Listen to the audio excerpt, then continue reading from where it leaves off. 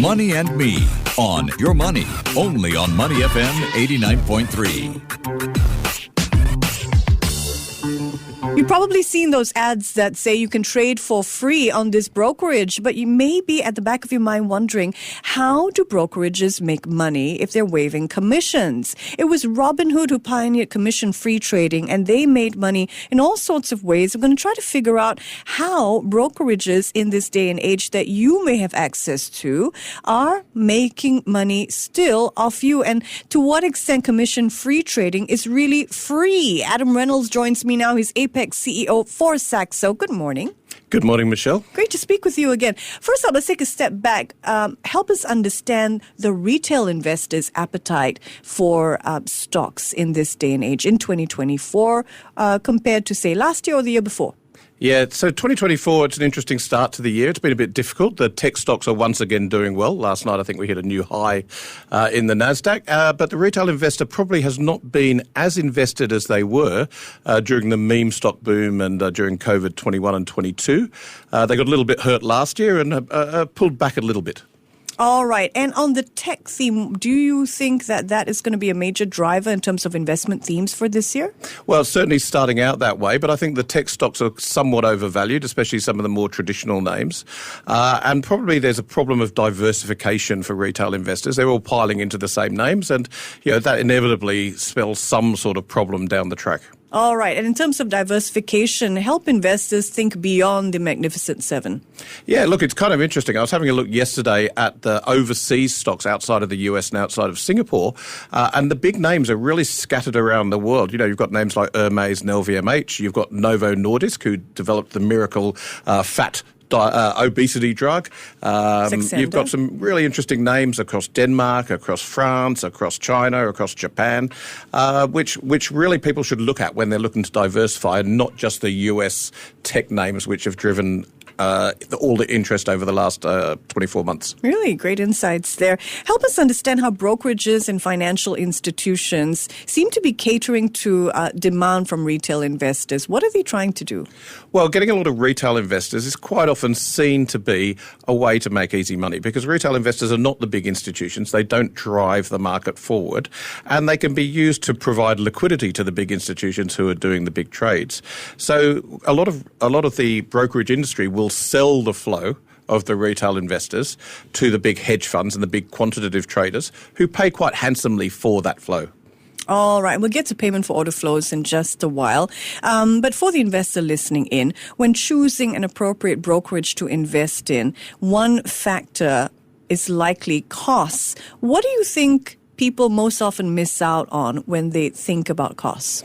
Well, I think certainly when they're investing in overseas shares, the biggest factor that they miss out on is the foreign exchange currency conversion costs.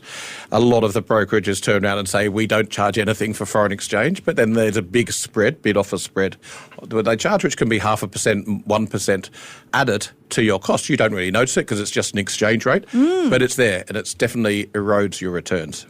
Help us understand how brokerages make money.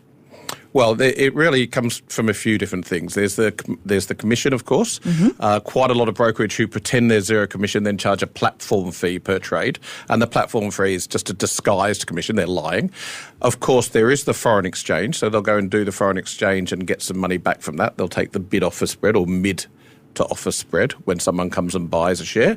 And then they will either internalise or they will sell the flow to another company, hedge fund or the like, who does the internalisation, and they'll get paid for that. They're the three main routes. And then, of course, on top of that, they'll get a lot more when you're trading in smaller names or overseas names where they charge a lot more. So we heard about Robinhood, and they were making money from margin lending fees for upgraded services, something called rehypothecation. I'm not sure what that is. Yeah, so rehypothecation is taking your shares, lending them out to short sellers, securities lending, and they get a fee for that. They'll do that when they lend you money to buy the shares. They'll rehypothecate the shares and make money. And if you've got a share that is in demand to be shorted, they can make quite a lot of money out of that. So when people investors listening in, for example, see the brokerage is offering zero commission trades. Can you share a little bit more about how the zero commission model works? You mentioned a couple of factors. Is it always false? There's no way that a business can make money by charging zero. It is always false. There's always ways that a business is going to make money, and these are expensive businesses. The cost of acquiring a client as a brokerage client, it's a few $100s per client, and so you've got to make that back over a relatively short period of time by making money on their trades. So you can call it zero commission and charge a platform fee. It's not zero commission. You can add in your commission into a foreign exchange rate. It's not zero commission. Or you can sell the flow to someone else and get paid for it. It's still not zero commission. Why is it still so expensive to acquire an investor, given this, we've seen such a floodgate open from a couple of years back, right? Well, it is something where you're acquiring a client who becomes very sticky. Once they've moved their account to you, the AML and the KYC rules make it hard to move. There's a big barrier to movement. So acquiring a client who's going to be with you for some time and is going to continue to pay you is expensive. So there's a lot of competition, especially to Google, who gets most of the money from the advertising, to bid for the keywords that investors are looking at. Fascinating. It is so common these days, zero commission trades. You read about it all the time. Despite a brokerage's obligation to provide best execution, the SEC has acknowledged that payment for order flows may raise concerns about whether or not a firm is meeting its obligation of best execution to its customer. Let's talk a little bit about payment for order flows, which was a big deal with the whole meme trade. Yeah. Right, and the whole, I can't remember, was it AMC?